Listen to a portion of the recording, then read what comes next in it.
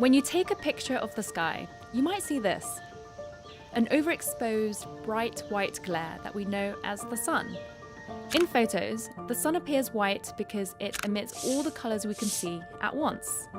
Our eyes can only see a narrow range of light, known as the visible spectrum. When they combine together, they make white light. But the sun also emits light that is invisible to the naked eye. These are images from NASA's Solar Dynamics Observatory, or SDO. It was launched in 2010 and has been observing the sun from space in a way that our eyes cannot. SDO uses instruments with special filters to see the sun in 10 different wavelengths of light, including many that we can't see with our own eyes. For us to see them, scientists convert SDO's data to colours we can see.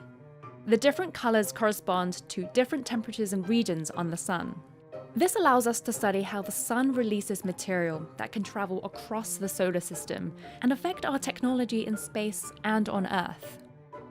These wavelengths show us the sun's upper atmospheric layers at different temperatures. This wavelength highlights filaments and prominences. These wavelengths highlight the corona, the sun's atmosphere that is much hotter than the sun's surface, and shows features like coronal loops and coronal holes. The wavelengths here reveal the sun's active regions, which have intense magnetic activity that sometimes give rise to eruptions. These wavelengths can see the hottest material in a solar flare. Being able to see constant movement of material on the sun and in its atmosphere can help scientists better understand how our sun behaves, and how to track storms that might affect our satellites and astronauts in space or communications on Earth.